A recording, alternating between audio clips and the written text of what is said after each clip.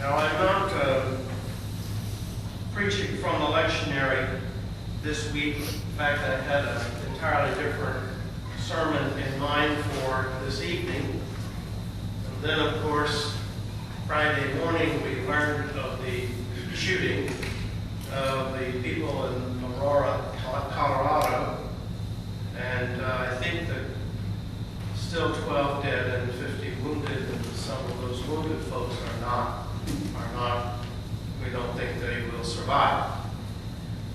And that made me think a little bit about that event, and so I'm reading these lessons.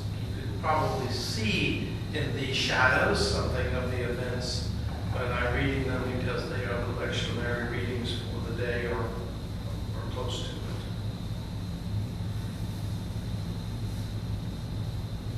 Jeremiah the prophet wrote, "Woe to the shepherds who are destroying and scattering the sheep of my pasture, declares the Lord. Therefore, this is what the Lord, the God of Israel, says to the shepherds who tend my people. Because you have scattered my flock and driven them away and have not bestowed care upon them, I will bestow punishment on you for the evil you have done, declares the Lord. I myself will gather the remnant of my flock out of all the countries where I have driven them, and will bring them back to their pasture, where they will be fruitful and increase in number. I will place shepherds over them who will tend them, and they will no longer be afraid or terrified, nor will any be missing, declares the Lord. The days are coming, declares the Lord, when I will raise up to David a righteous branch, a king who will reign wisely, do what is just and right in the land. In his days, Judah will be saved, and Israel will live in safety. This is the name by which he will be called, the Lord of our righteousness." You may remember several years ago the branch Davidians.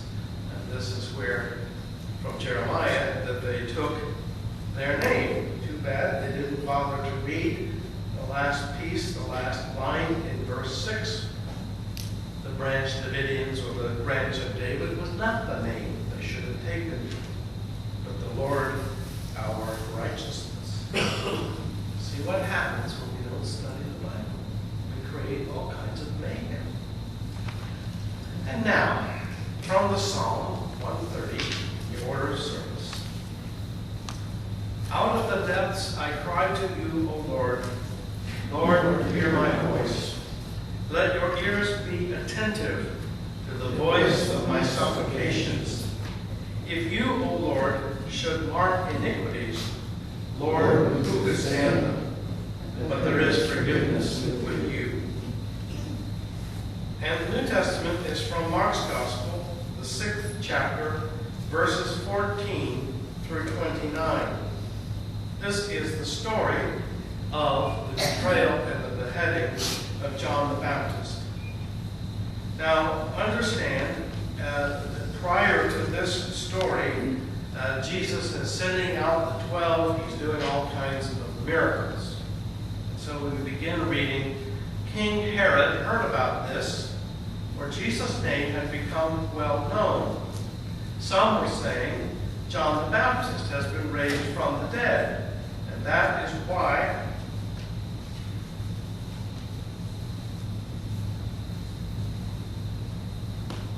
miraculous powers are at work in him.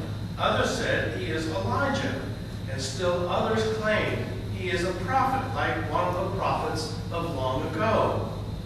But when Herod heard this, he said, John the man I beheaded has been raised from the dead.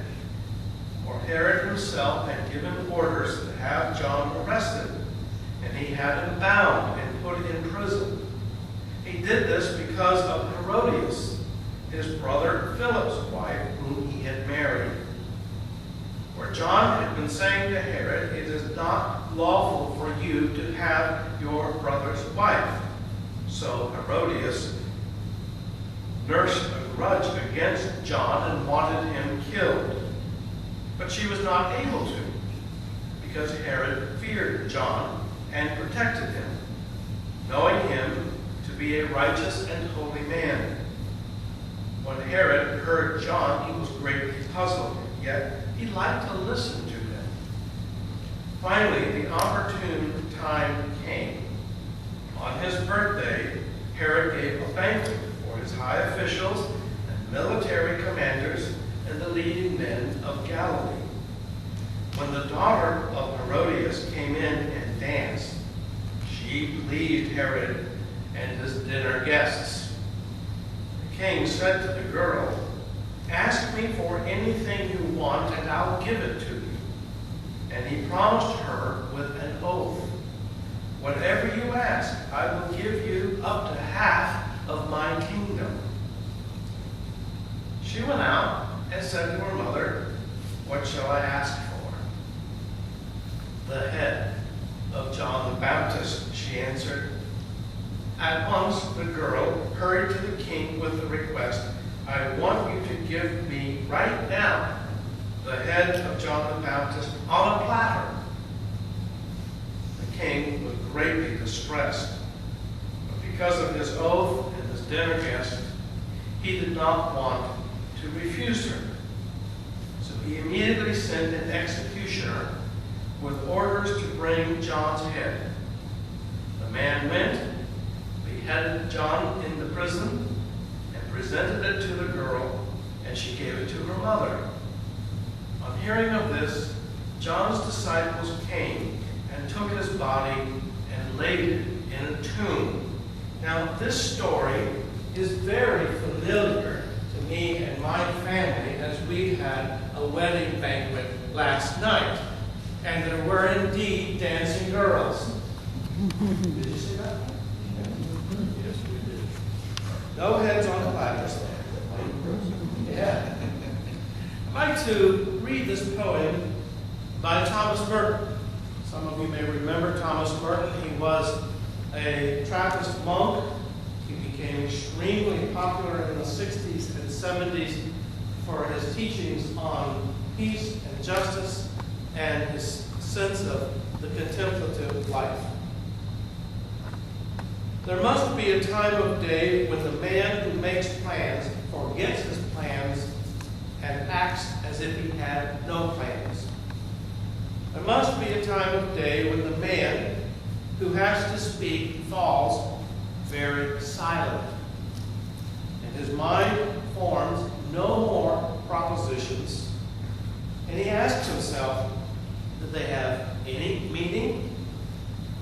There must be a time when the man of prayer goes to pray as if it were the first time in his life he had ever prayed. When the man of resolutions puts his resolutions aside as if they had all been broken, and he learns a different wisdom, distinguishing the sun from the moon, the stars from the darkness, the sea from the dry land, and the night sky from the shoulder of a hill. So the title of my sermon is The Dark Knight Rose. And of course, James Holmes went to the movie complex in Aurora, the grand opening of The Dark Knight Rises. And as you know from the news, he entered through the back door and began to first by throwing some kind of a smoke bomb and then just shooting at people throughout the audience, killing 12 so far, the youngest being 6, and wounding 50, some of whom we don't know if they will survive or not. And of course, as could have been predicted, all of the news is abuzz with, well, we need better gun control. Or the problem is the violence in film. Or what's wrong with these kids today? I'm not going to argue. I think we need to have a national conversation gun control laws that are reasonable.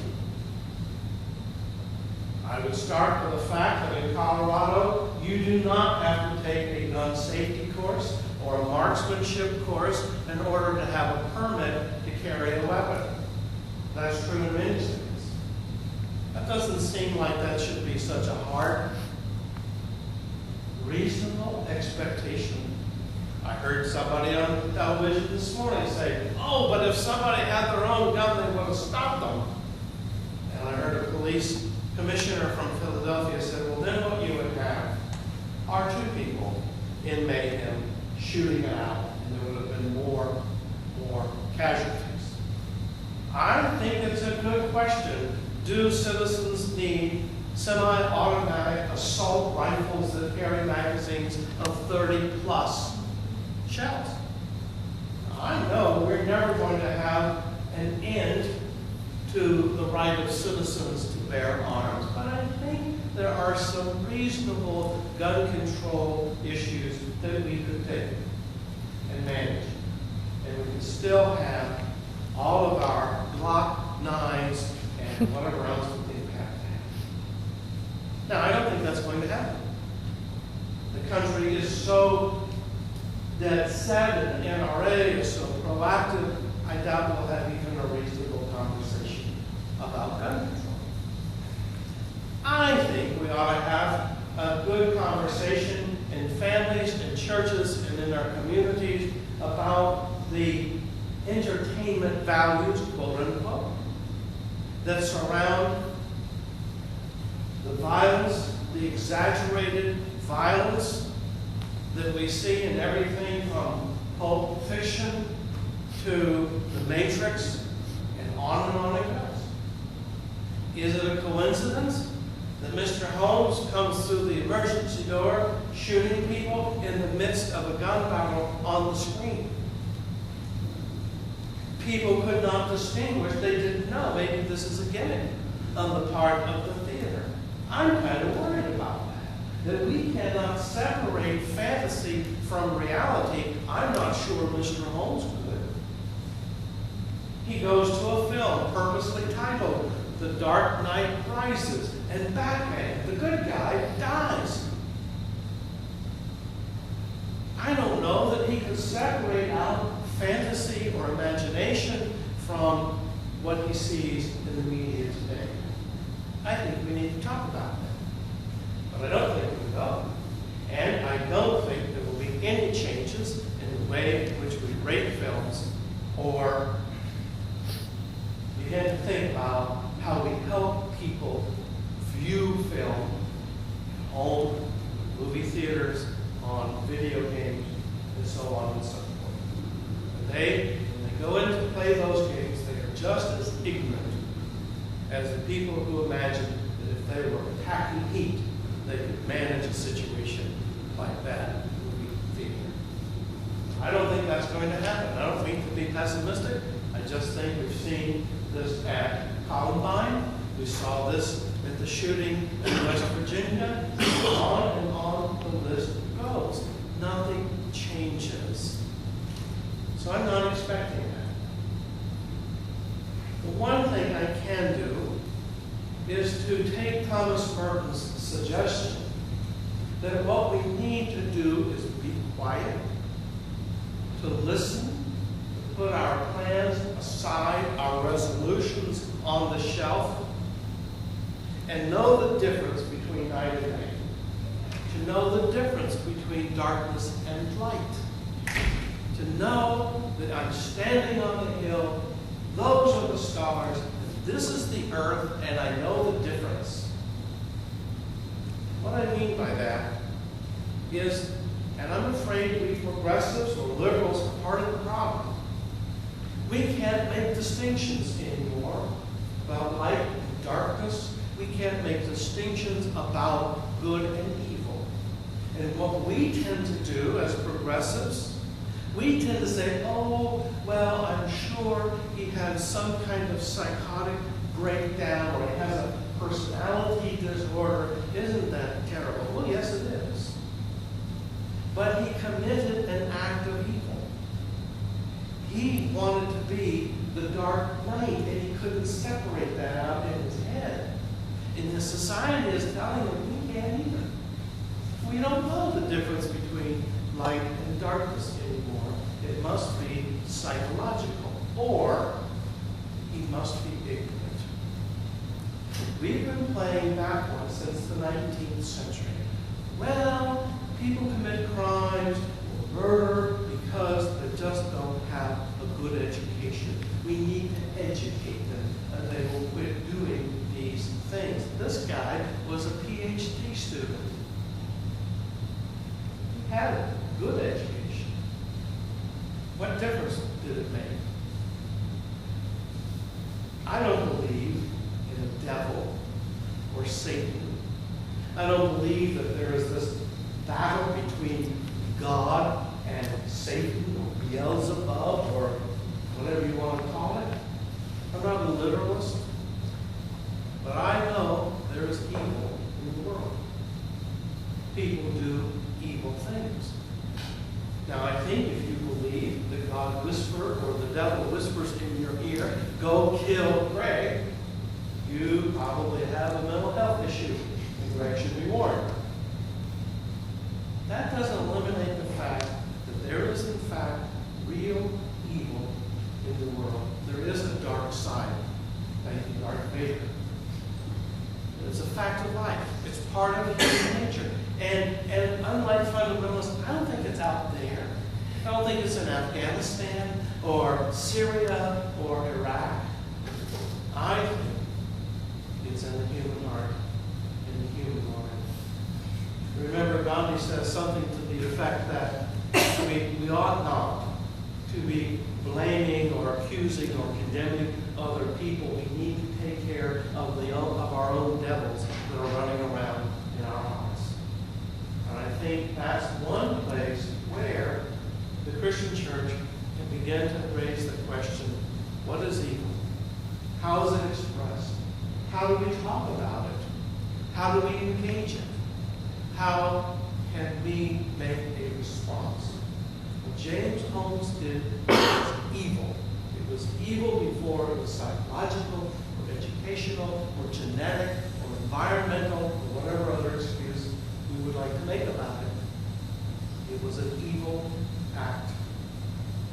That's one thing Thomas Merton would have us do, is to sit back, stand on the hillside and say, earth, heaven, light, dark, evil, good. We have to recover a language to talk about it. That's one thing. The second thing I think we have to do is to remember in every one of these instances, and I'm not just talking about the shooting in Aurora, I'm not just talking about the Twin Towers or the shooting of students at Columbine or in the college in West Virginia. Every day, people do good things in those kinds of situations. Police were on the scene in Colorado within 2 minutes. EMTs were already dispersed within 3. And you see, if you can see any of those terrible footage that were very grainy and jerky, you saw people helping other people who were wounded and help them get to safety. And I think, I may have this number wrong, but I understand that within minutes, 500 medical personnel reported to 7 different hospitals in Aurora and in the surrounding community to be prepared. They put down what they were doing, and they went. There is great goodness in the world, just as there is tremendous evil. And my hope would be that Christian communities can reclaim the goodness. The kids who are going to comfort each other on the playground or the parking lot at Columbine, holding each other, writing each other, sending emails, Facebook. All of those are good things, inspired by a goodness greater than ourselves. So by all means, let's name evil, and let's also claim and be claimed by the good. think sometimes as we overthink evil, we overthink goodness, we overthink God, then we think, oh, well, we need to have a conversation about the grace of God. No, we don't. Find the wounded, feed the hungry. Help that woman get to her car who's burdened in 102-degree heat, carrying 6 bags of groceries. It happens every day. I know that you all do that every day. So while we lament this terrible tragedy, while we'll have a national conversation for about 2 weeks on gun control and school safety and all that, we can do good things every day. We can express the love of God. Every person we meet, we're patient and kind. Listen to them and help them. That's the word. From the dark